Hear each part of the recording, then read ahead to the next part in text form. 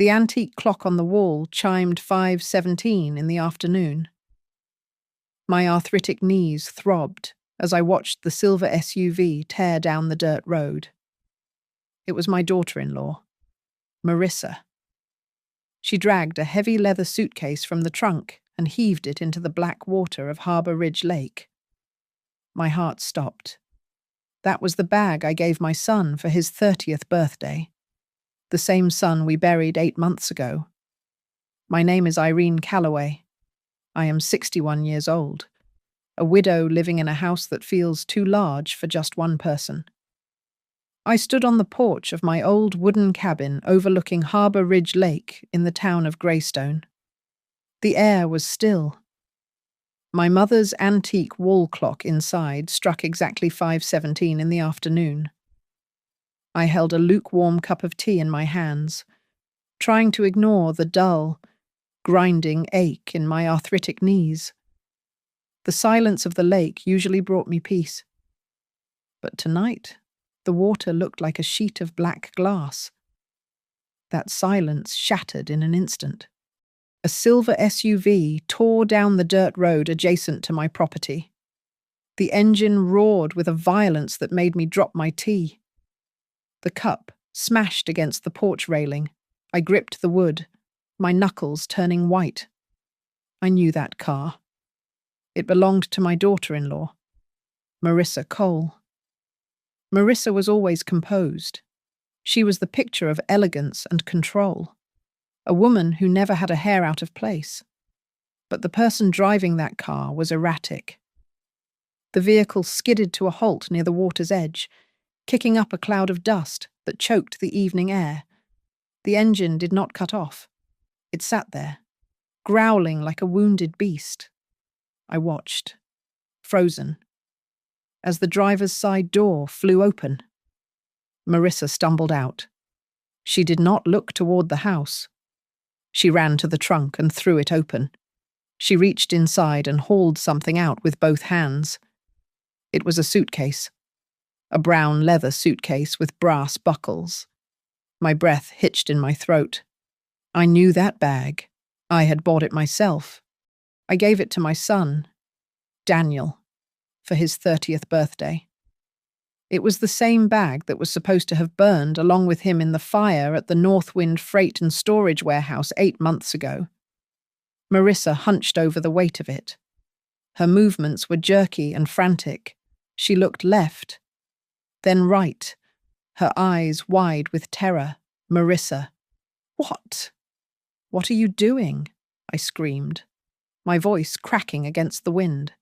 She did not turn. She acted as if I were a ghost she refused to acknowledge. She dragged the suitcase to the edge of the pier. With a grunt of exertion that I could hear even from the porch, she heaved it into the air. The heavy leather hit the water with a massive splash.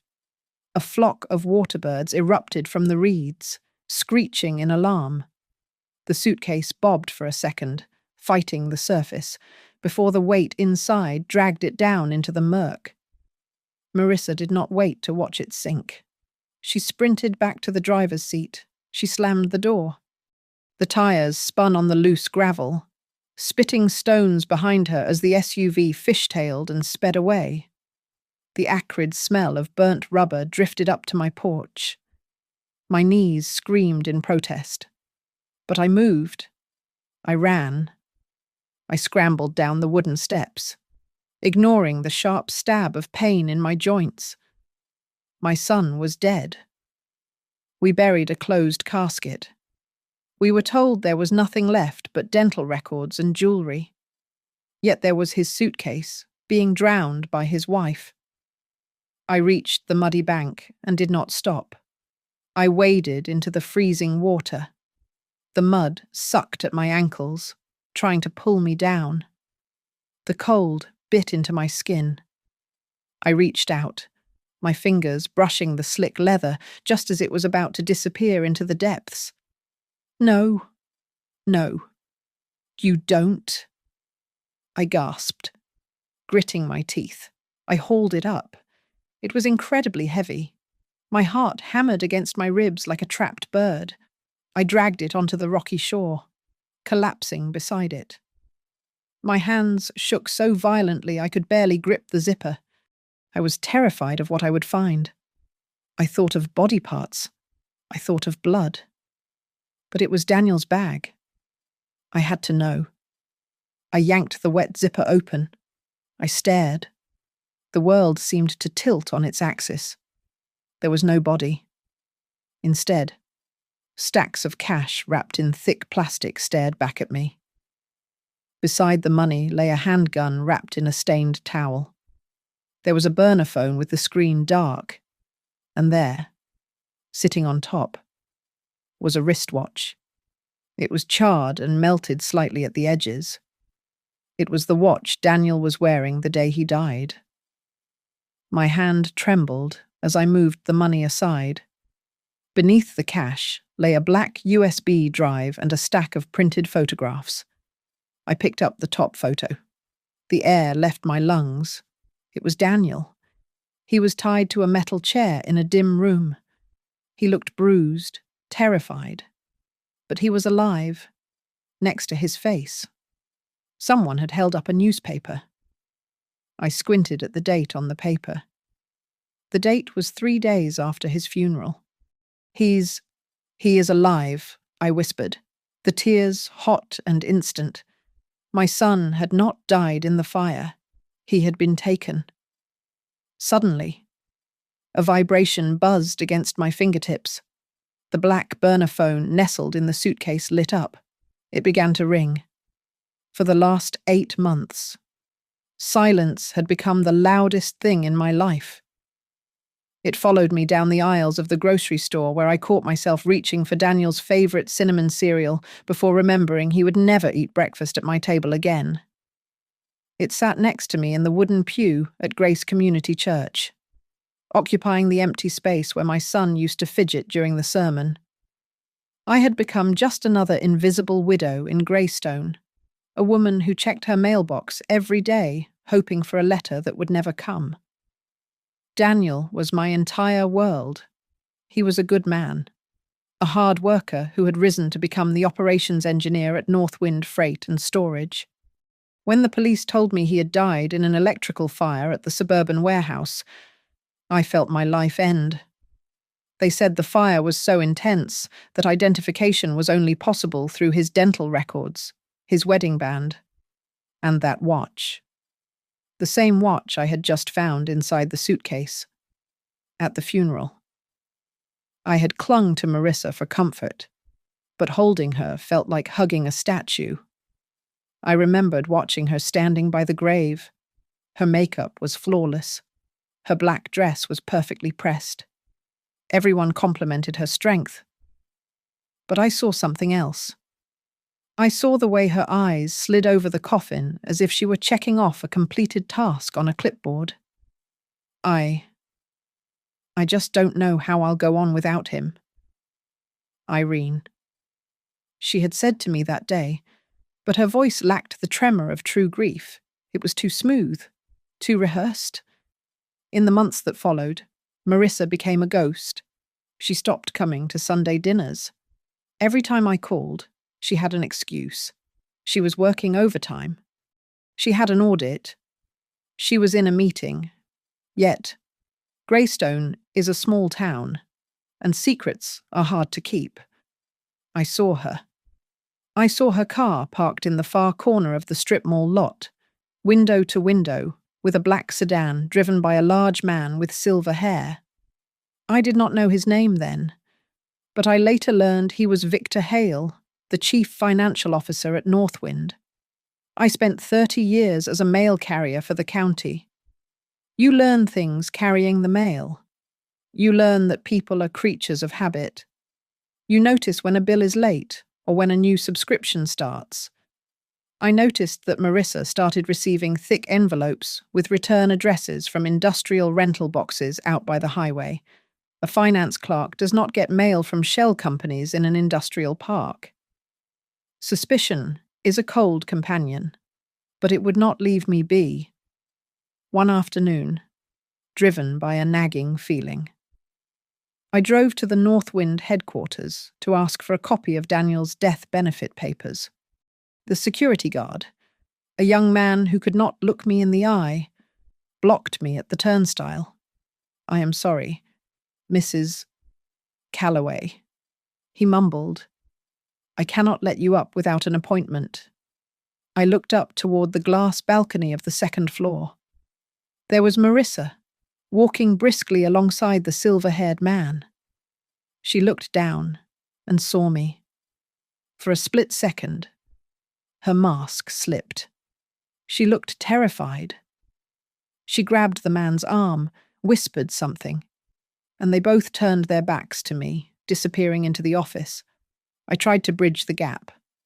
I baked her favorite pecan pie and drove to her house. But she talked to me through the chain lock on the door. "I'm really busy right now." "Irene," she said, her face hidden in the shadows of the hallway. Maybe next week." She was hiding something. I knew it in my bones. And with that suspicion came the crushing weight of guilt. I could not forget the last conversation I had with my son. He had sat at my kitchen table, his head in his hands, looking more tired than I had ever seen him. "Mom, the numbers don't add up," he had said, his voice low.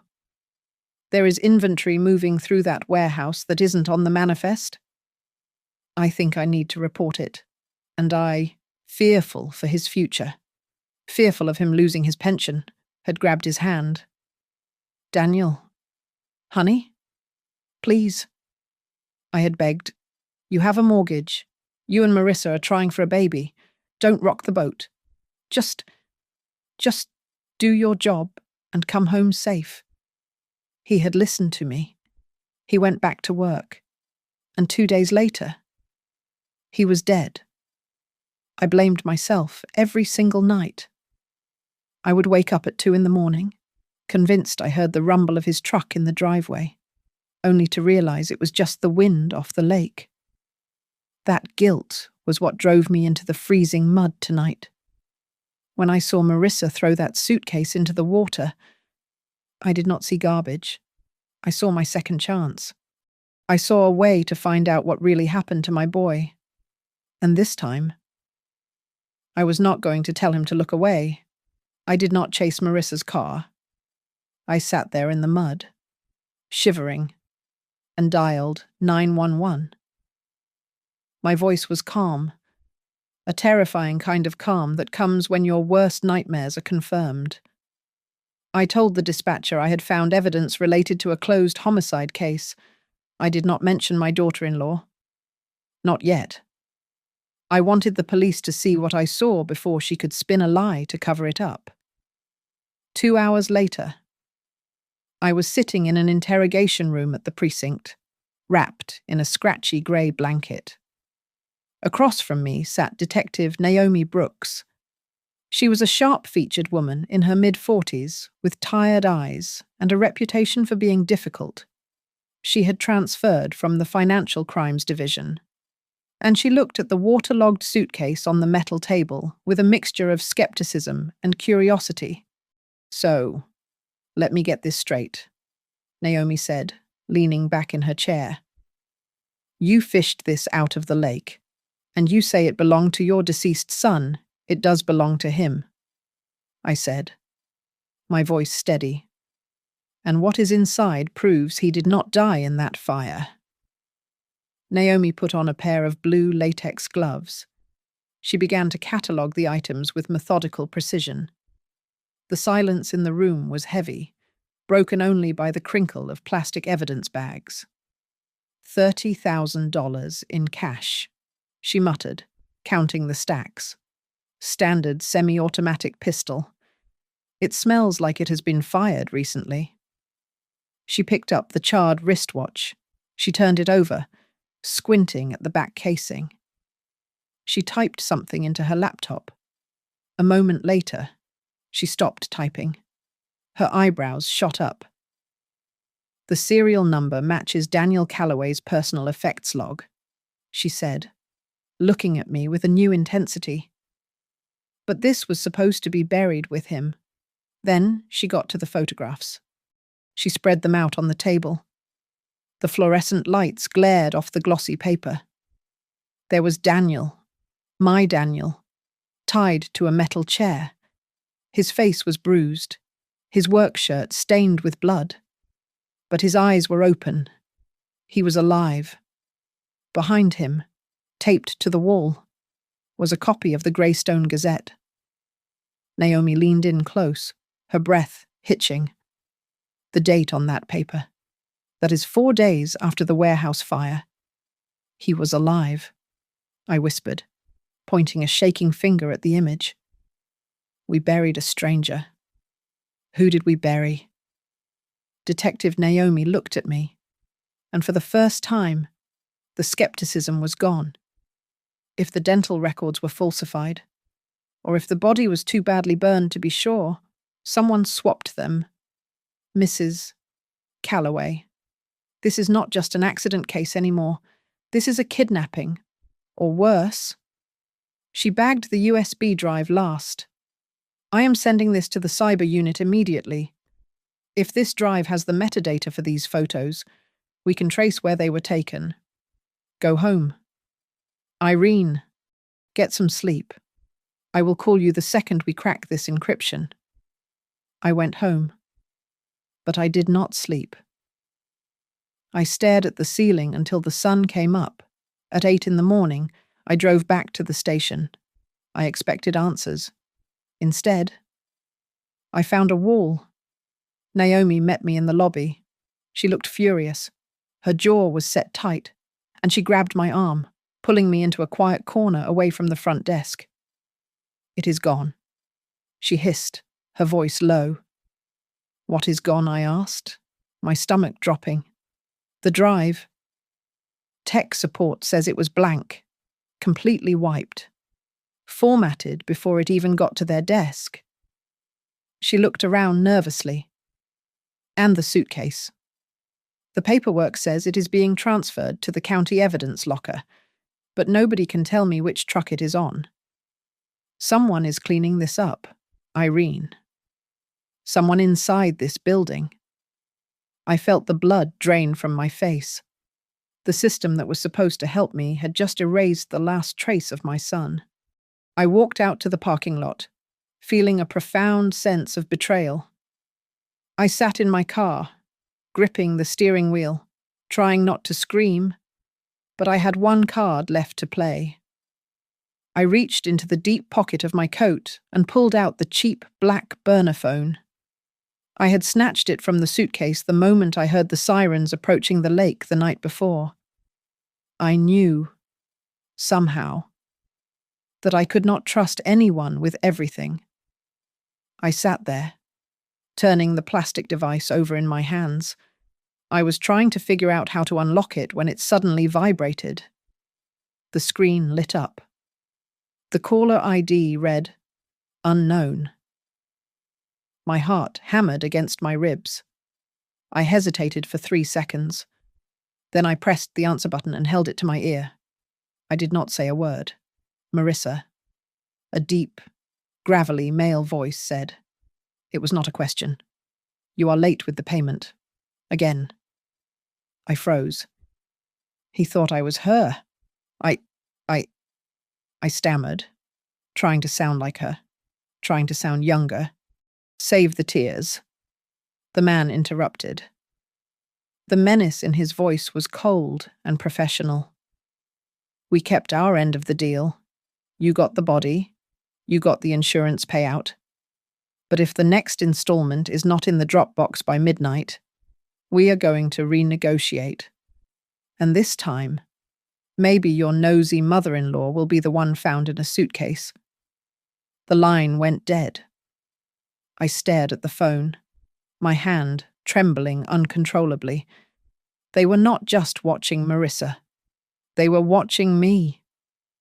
The burner phone felt hot against my ear, vibrating with a tension that seemed to travel straight down my spine.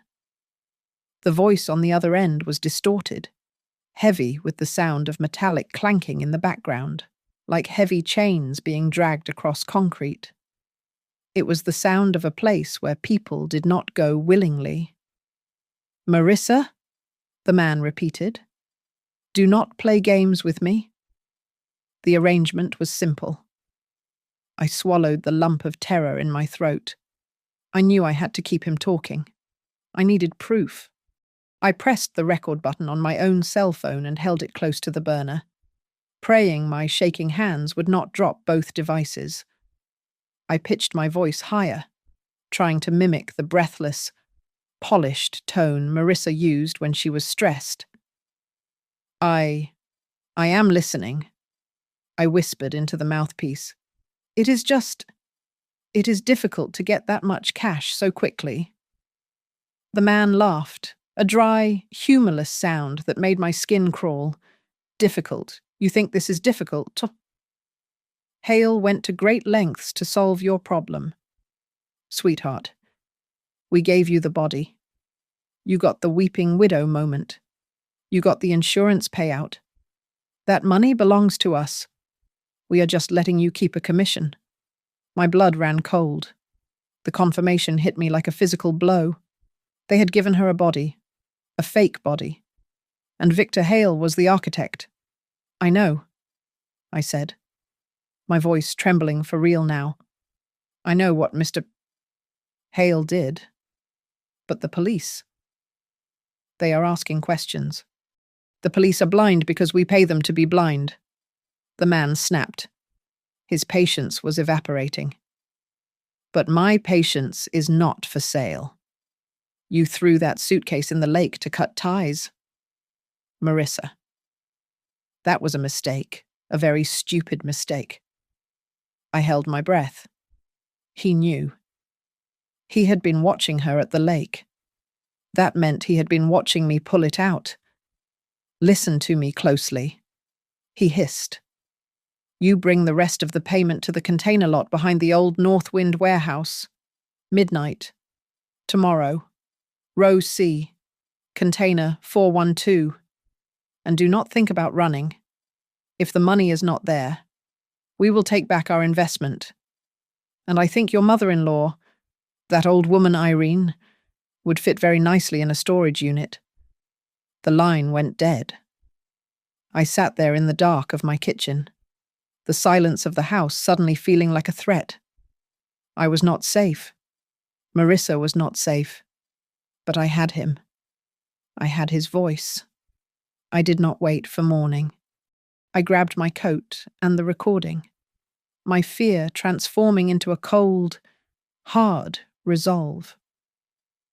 I drove through the sleeping streets of Greystone, checking my rearview mirror every few seconds, convinced I saw headlights following me. I arrived at Detective Naomi Brooks's house just past midnight. I pounded on her door, my knuckles aching. When she opened it, wrapped in a bathrobe with her service weapon in hand, she looked ready to arrest me. "Irene." "What in the world are you doing?" she demanded, lowering the gun. "I have the voice," I said, pushing past her into the warmth of her hallway. "The man who called. I recorded him."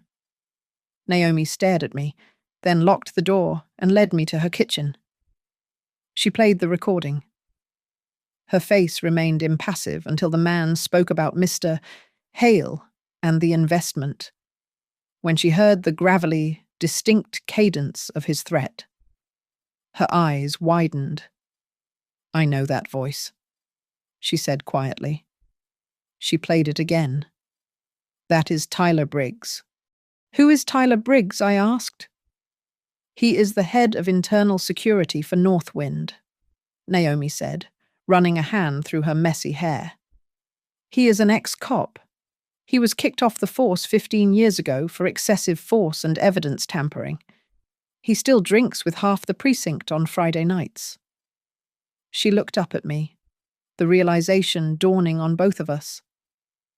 "That is why the USB drive was wiped," Naomi said, anger tightening her jaw. "That is why the suitcase vanished. Tyler has friends in the evidence room. He is cleaning up the loose ends from the inside. So we cannot go to the police."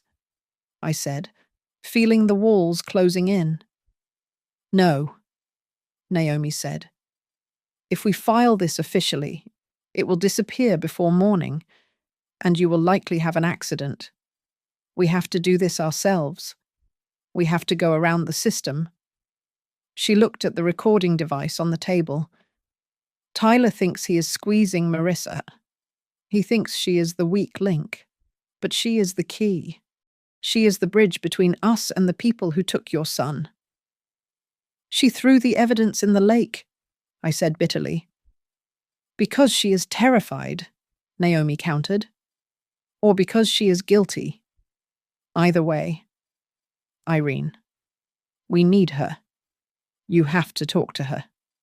You have to make her choose a side before Tyler Briggs decides she is too much of a liability to keep alive. The smell of rosemary and roasted chicken filled my kitchen, but the air between us was cold enough to see our breath. I had set the table with my best china, the plates my mother left me, creating a perfect picture of a family dinner. Marissa sat across from me, pushing peas around her plate with a fork. She looked thin and brittle, like a dry twig that would snap under the slightest pressure. I made dessert, I said, my voice smooth and deceptive. It is apple pie, your favorite. I placed the glass serving platter in the center of the table. Underneath the pie, taped face up to the bottom of the clear glass tray, was the copy of the photograph I had printed at the library that morning. It was the image of Daniel tied to the chair, his face bruised and bloody. Marissa reached for the silver server. As she lifted the first slice, her eyes fell on the image beneath the crust. She froze. The server clattered onto the china plate with a sound like a gunshot. Her face went grey, draining of colour so fast I thought she might faint. You missed a spot, I said, taking a sip of my iced tea. When you were tossing that suitcase into Harbour Ridge Lake, were you planning to throw the rest of him in the lake too, or just the parts that made you feel guilty? Marissa pushed her chair back, the legs screeching against the hardwood floor. She looked at the door, calculating the distance. I don't know what you're talking about, she stammered, her hands shaking so hard she had to grip the edge of the table. This is sick. Irene, someone is playing a trick on you. Do not lie to me. Marissa, I said, dropping the facade. My voice became low and dangerous. I spoke to Tyler Briggs last night. I know about the payments. I know about the investment. I know you have been buying your silence with my son's life insurance money for 8 months. Marissa crumbled. It was not a slow decline. It was an instant collapse.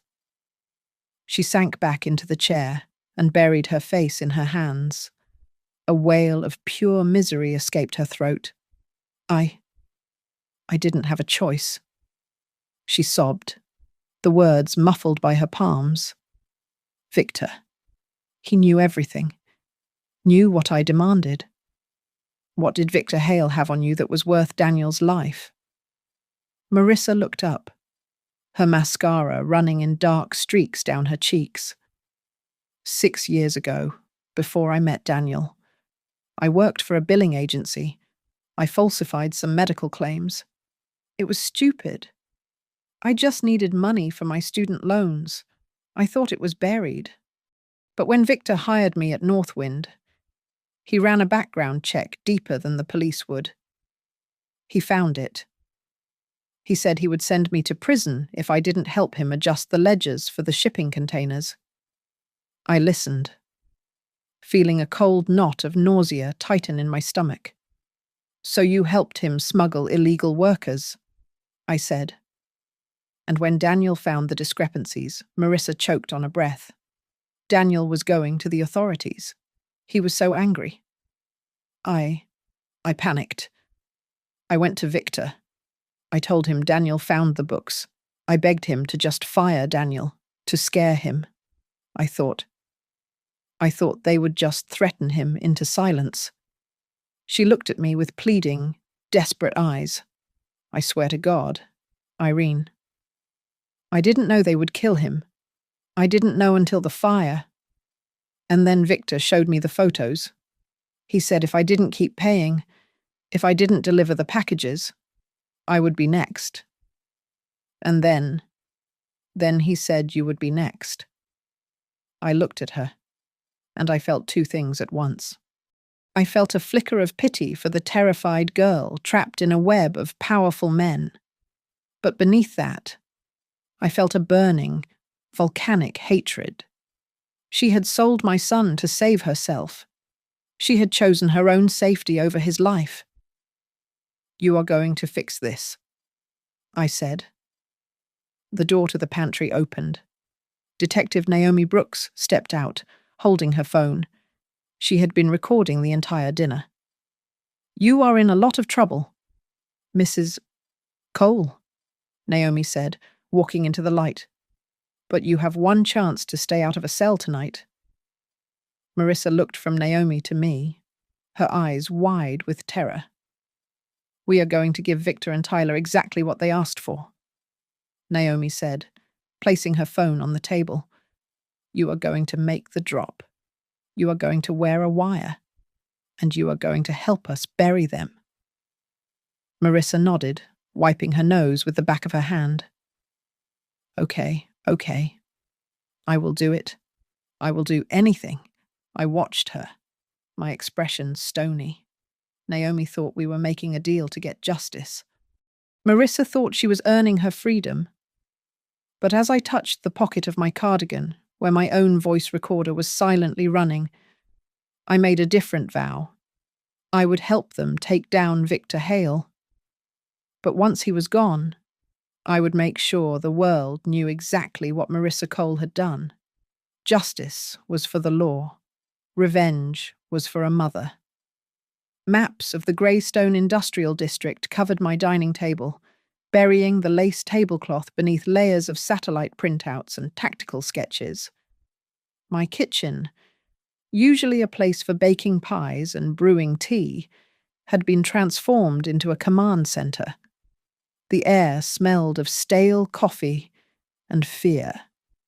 Naomi stood over the makeshift war room, her finger tracing a line on the map. She looked exhausted, but her eyes were sharp. We need to control the environment, Naomi said, looking at Marissa. We are going to replicate the suitcase. We will fill the bottom with cut paper to give it weight and put $5,000 of real cash on top. It has to look convincing when you open it. Marissa sat in the corner, hugging her knees. She looked like a child who had broken a vase, not a woman about to confront a murderer. And what do I tell Tyler? Marissa asked, her voice barely a whisper. You play the victim who has finally snapped, Naomi instructed. You tell him you found a way to liquidate the remaining assets. You tell him you are bringing one final lump sum payment of $200,000 to buy your freedom forever. And you tell him you have documents. Real documents that prove Victor Hale has been skimming from the top. Greed and fear, I murmured, looking at the map. You are betting on their greed and their fear of betrayal. Naomi nodded. Exactly. But the drop site is tricky. The container lot behind the old Northwind warehouse is a fortress. I leaned forward, my arthritic knuckles protesting as I rested my weight on the table. I studied the route Naomi had drawn in red marker. Your team will be spotted before you even kill the engine, I said, tapping the paper. If you go in through the main gate, the cameras on the water tower will see you a mile away. Victor Hale pays the security firm that monitors that tower. Naomi frowned. That is the only paved access road. Irene, for cars, yes. I corrected her. But for 30 years, I delivered mail to the old textile mill next door. There is a service road that runs behind the drainage ditch. It is overgrown, and it is not on the GPS, but it comes out right behind the rusted fence of row C. That is your blind spot. Naomi looked at me, impressed. She erased her red line and drew a new one where I had pointed. While we plotted the physical trap, Naomi's contact in the cyber unit had been busy. They had finally cracked the encryption on the backup files Daniel had hidden. The truth was worse than simple embezzlement. The data revealed a complex network of offshore accounts receiving payments from shell companies. But the cargo manifests were the real horror. The containers were not just moving auto parts. They were moving people. Adult laborers, undocumented and desperate, were being shipped like cattle to work in sweatshops and farms across the state.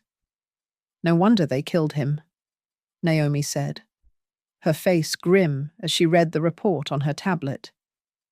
Daniel stumbled onto a human trafficking ring. This is federal. Irene, this is huge. I stared at the screen, but I did not care about the federal charges. I did not care about the politics or the scale of the crime. They took my son, I said, my voice cold. I do not care if they are smuggling diamonds or dirt. They killed Daniel to protect their wallets, and now I am going to take everything they have. The plan was set for the following night. Naomi ordered me to stay at home. She gave me the standard speech about civilian safety and liability. You have done enough. Irene, she said, placing a hand on my shoulder. Let us handle the takedown. You stay here, lock the doors, and wait for my call. I understand, I said. It was the first time I had lied to a police officer in my life. Before the sun went down, I drove out to the lake one last time. I stood on the pier where Marissa had thrown the suitcase. The water was calm, reflecting the grey sky. I closed my eyes and pictured Daniel's face. I knew that one wrong move tomorrow could get Marissa killed. It could get Naomi fired. It could get me killed. But I was not staying home. I drove back to my garage and pulled the old trunk from under my workbench. I did not pack a gun. I did not know how to use one. Instead, I packed things I understood. I packed a flare gun from my late husband's boat kit. I packed a small canister of gasoline. And I packed the spare key to the old service gate that I had kept on my keyring for 3 decades, just in case a letter ever needed to be delivered to the back door. They thought they were dealing with a helpless old widow. They were about to find out that grief is the most dangerous fuel in the world. The house settled around me with groans and creaks that I had known for 40 years. It was 1 o'clock in the morning. Naomi was busy coordinating the tactical team for tomorrow, so I was alone. I sat at the kitchen table, the only light coming from the small lamp by my elbow, illuminating the stack of spreadsheets Daniel had died to protect. My shoulder ached with a dull, persistent throb, a reminder that my body was 61 years old and not built for war. My phone, sitting face up on the placemat, suddenly lit the room with a harsh blue glow. A notification banner flashed across the screen, motion detected. Back porch. My heart hammered against my ribs. I did not scream. I did not freeze.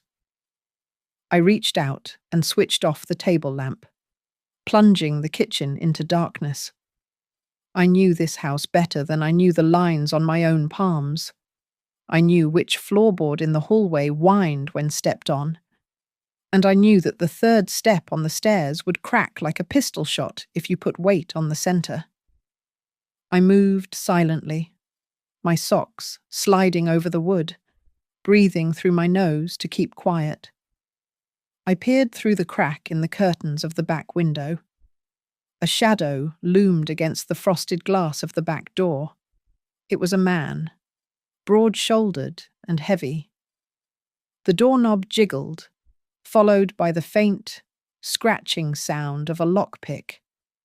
"You picked the wrong house," I whispered to myself, my hand trembling not from fear, but from adrenaline. I did not have a weapon, but I had preparation. My late husband was a paranoid man who insisted on drills. I grabbed the heavy, industrial flashlight I kept in the utility drawer. Then, moving with a speed that surprised me, I pulled a spool of high-test fishing line from the junk drawer. I tied it tight across the bottom of the doorframe, securing it to the heavy cast-iron radiator on one side and the leg of the solid oak island on the other. The lock clicked. The door creaked open. I waited in the shadows of the pantry. The man stepped inside. He was huge, smelling of stale tobacco and rain. His boot caught the invisible line. He pitched forward with a startled grunt. I stepped out and thumbed the switch on the flashlight. 2,000 lumens of white light blasted into his face. "Gah!" My eyes, he roared, throwing his hands up. He stumbled blindly, crashing hard into the corner of the granite countertop. The sound of his head hitting the stone was a sickening thud. He collapsed to the floor, groaning. I did not wait to check on him. I scrambled up the stairs, my knees burning, and locked myself in the attic. I dialed Naomi's number with shaking fingers. "Someone is in the house. The back door." "I am 5 minutes away," she said, her voice tight. "Stay hidden." I listened to the sounds downstairs. The man was not unconscious. I heard him staggering up. I heard him smashing things in the kitchen. Then, silence. When the sirens finally wailed in the driveway, I came down. The back door was wide open. The man was gone. But he had left something behind. On the kitchen table, right on top of Daniel's spreadsheets, sat a small metal object. I walked over and picked it up. It was a wedding band. It was scorched black. The gold pitted and warped from extreme heat. But I recognized the engraving pattern. It was Daniel's ring.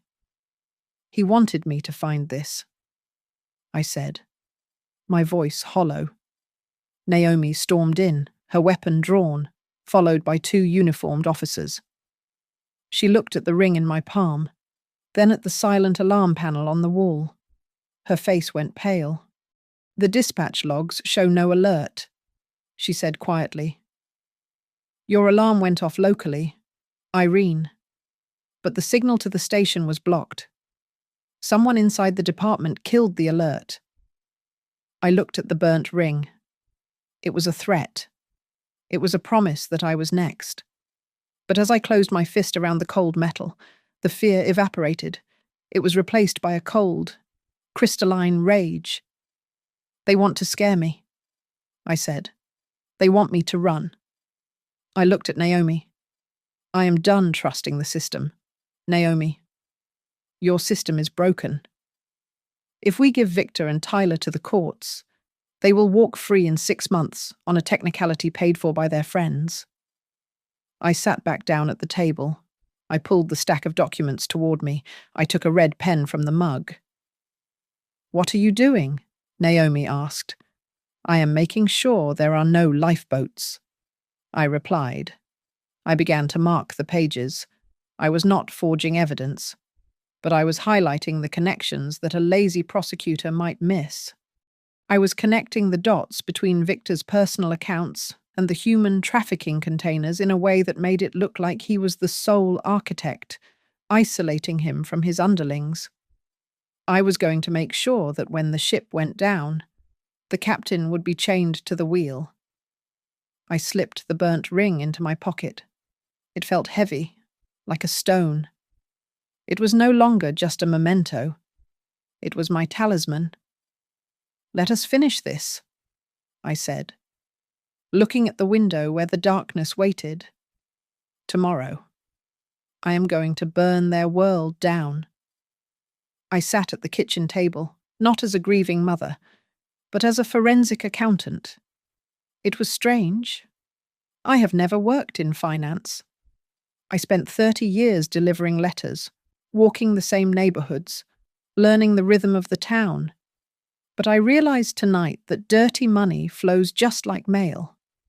It has a sender, a route, and a destination. If you look at the zip codes long enough, you see the pattern. Daniel's backup files were a map of a sinking ship. Victor Hale was clever. I gave him that.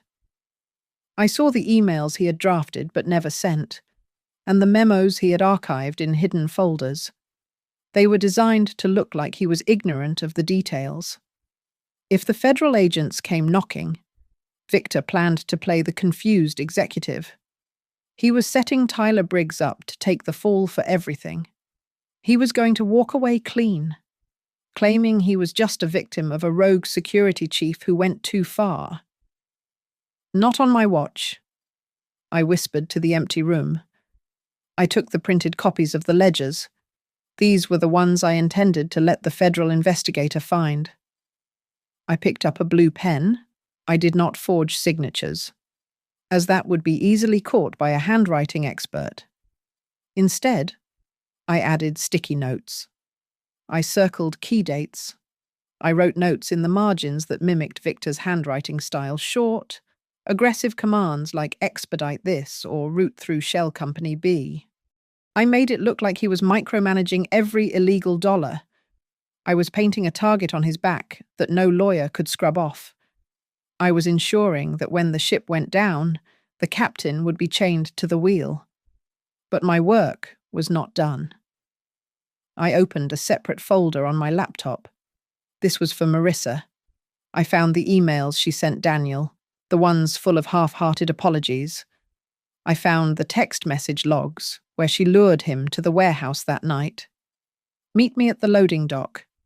Just us. She had written, I need to show you something important. I found the spreadsheet where she had manually altered the weight logs for the containers, hiding the human cargo inside. She had cooked the books to cover the tracks of the men who killed her husband. I saved every single file to a small, silver USB drive. Then I walked over to the antique sewing cabinet in the corner. I opened the lid and tucked the drive inside a spool of red thread. Naomi called me at 2 p.m. She sounded hopeful. I have a contact at the bureau. She told me, Agent Miller. He is honest. Once we get the recording from the drop tonight, he is going to swoop in. That is good news, I said, keeping my voice even. But I did not trust Agent Miller to find everything on his own. I put my annotated version of the files into a manila envelope. I addressed it directly to his private office, bypassing the local precinct entirely. I would drop it in the mailbox on my way to the warehouse. Later that afternoon, Marissa came into the kitchen.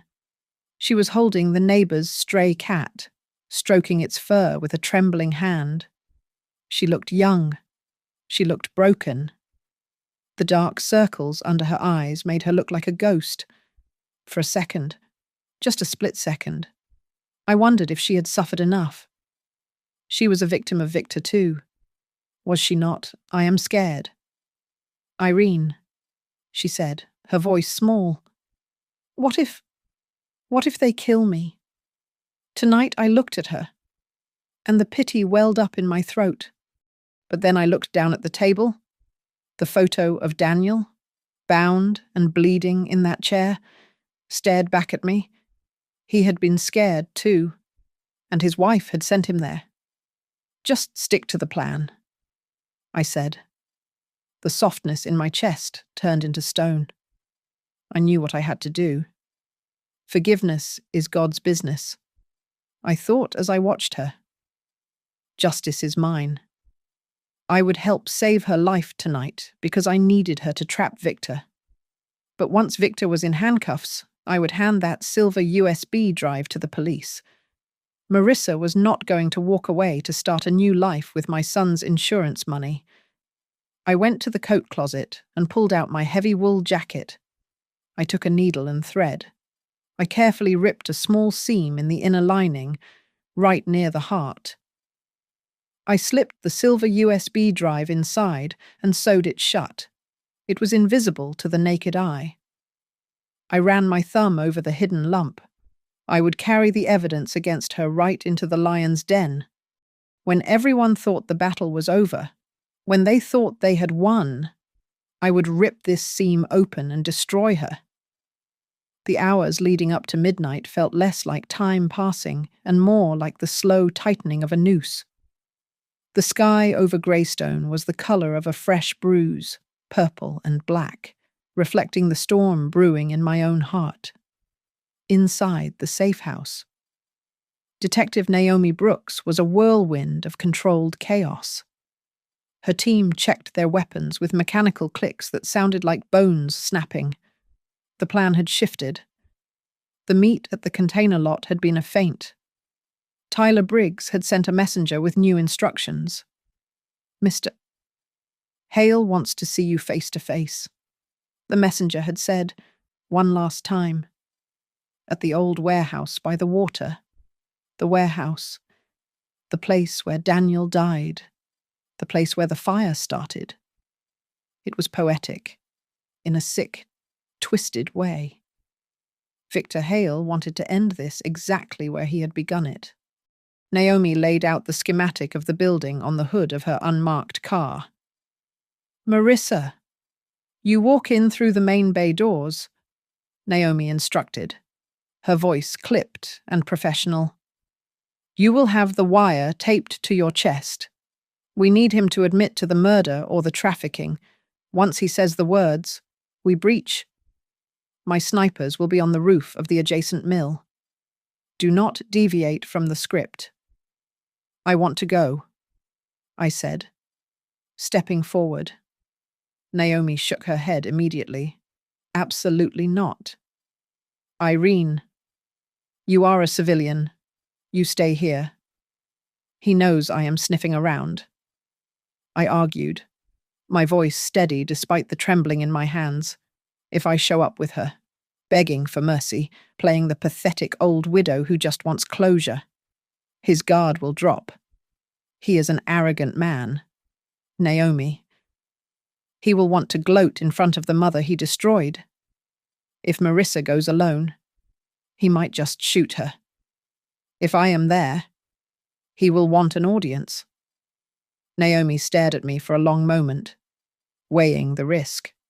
Finally, she exhaled sharply. You stay in the car. You park at the edge of the lot, facing the exit. You take this panic button. If you see anything move outside the building, you press it. You do not go inside. Do you understand? I understand.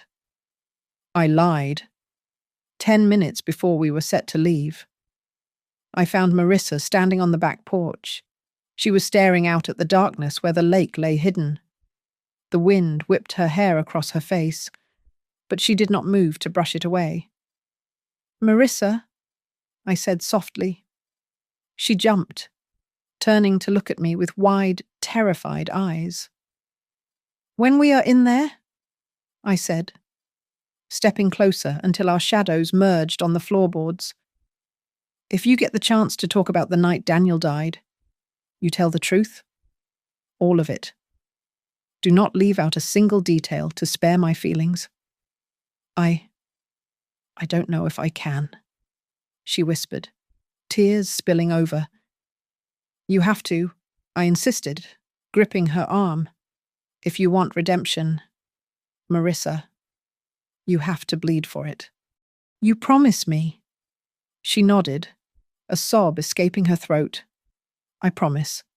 I have been living in a nightmare for 8 months. Irene, I just want it to end. I hugged her then. It felt like hugging a stranger. I held her not to comfort her, but to seal the pact.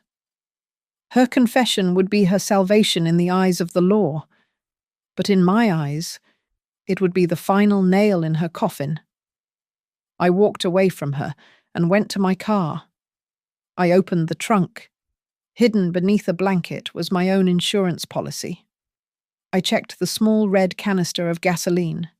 I checked the marine flare gun. And I touched the cold metal of my late husband's Zippo lighter. Naomi had her snipers. I had fire. If the law failed, if Victor tried to run, I was going to make sure the warehouse burned for real this time. I went back to my bedroom for one last second. I stood in front of the vanity mirror. The woman staring back was grey-haired and wrinkled, with a scar on her chin and tired eyes. But behind those eyes, something ancient and fierce was burning. I looked at the framed photo of Daniel on the dresser. "If I do not come back," I whispered to him, "at least you will know I did not sit still. I am coming for them." "Danny?" The convoy rolled out at 11:30 at night. I drove my sedan with Marissa in the passenger seat, while the unmarked police units peeled off to take the back roads. The drive was silent. Harbour Ridge Lake appeared through the trees, a vast, black mirror that swallowed the moonlight. And there, looming at the water's edge like a tombstone, was the Northwind warehouse. It sat in the darkness, massive and silent. This was where my son took his last breath. This was where his wife betrayed him, and this was where I was going to finish it. I sat in the darkness of my car, the receiver pressed against my ear. The audio feed from the warehouse crackled with static before settling into a terrifying clarity. Victor Hale's voice was smooth, devoid of fear. "Welcome. Marissa. Please, place the bag on the table." I watched the silhouette of the warehouse against the night sky. Inside, Marissa was opening the decoy suitcase. "This is light." Victor's voice came through the speaker, followed by the sharp sound of a latch snapping. "And these are copies. You brought me paper and $5,000. He laughed. It was a cold, dry sound. "Lock the doors," Victor commanded. I heard the heavy clang of metal sliding into place. My hand gripped the door handle until my knuckles turned white. "Did you think I was stupid?" Victor asked. "I staged a warehouse fire that fooled the state investigators. I found a homeless man with your husband's build, dressed him in Daniel's clothes, and burned him until he was just teeth and bone. Do you think a little wire is going to stop me?" I froze. He admitted it.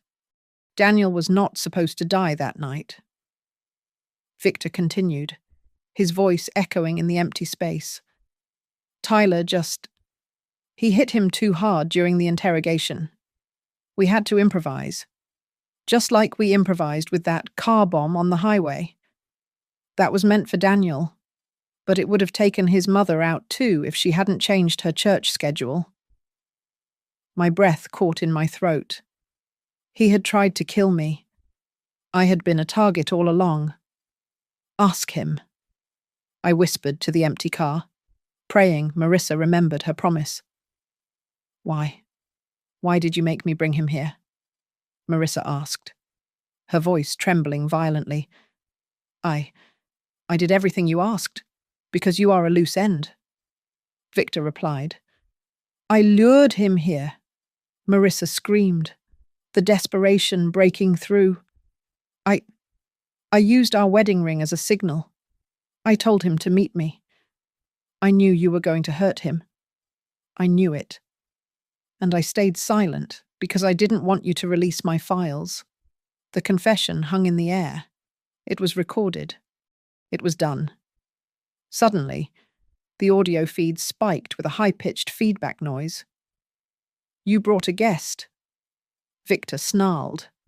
I heard a scuffle. A gunshot rang out. "Breach, breach," Naomi yelled over the radio, but the heavy doors were locked. I saw the SWAT team struggling with the steel frame. The plan was failing. I did not think. I grabbed the gas canister and the flare gun from the passenger seat. I sprinted toward the back of the warehouse, ignoring the screaming pain in my knees. I reached the rusted ventilation grate I had identified on the map. I uncapped the gas and splashed it wildly over the old wooden pallets stacked against the wall. I raised the flare gun. I pulled the trigger. The flare hissed and struck the wood. A wall of fire erupted instantly, climbing the side of the building. The heat hit my face, but I did not flinch. Inside, the explosion of light distracted Victor. I heard another shot, then the sound of shattering glass as the SWAT team blew the side windows. Police dropped the weapon.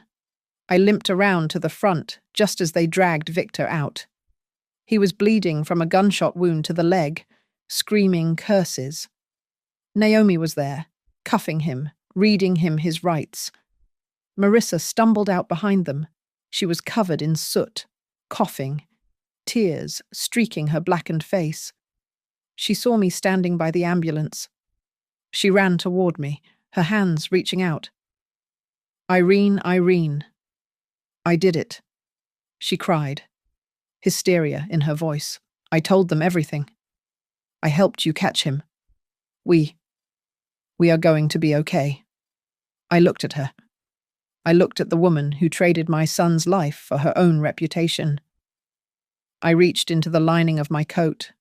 I ripped the seam I had sewn yesterday. I pulled out the silver USB drive.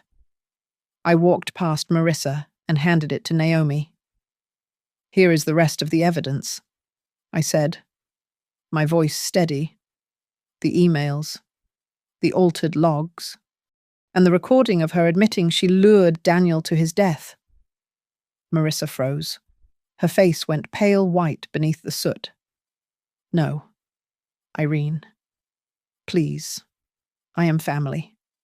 You chose to stand with him," I said, pointing at Victor. "You did not choose my son." Naomi took the drive. She looked at Marissa, then pulled a second pair of handcuffs from her belt. "Marissa Cole, you are under arrest for conspiracy to commit murder and fraud." I watched as they loaded her into the patrol car. She screamed my name, but I turned my back. The fire department had the blaze under control. The sirens faded into the distance. I walked alone to the edge of Harbour Ridge Lake. The water was still, reflecting the flashing red and blue lights. I reached into my pocket and pulled out a small wooden box. It contained the ashes I had reclaimed from the funeral home after the truth came out, the symbolic remains of the life that was stolen from me. I opened the box. I tilted it over the dark water, right where the suitcase had sunk. The grey ash caught the wind for a second, swirling like mist, before settling onto the surface of the lake. "It is done. Daniel," I whispered. There was no joy. There was no triumph. There was just the cold, clean feeling of balance restored. I stood there in the night wind, a 61-year-old mail carrier who had taken down an empire, and for the first time in 8 months, I could breathe. Thank you so much for listening to my story. I would love to know where you are tuning in from, so please drop your city or country in the comments below so we can connect. If you enjoyed this story, please subscribe to Grandma's Family Diary, hit that like button, and give the video a hype to help more people hear this journey.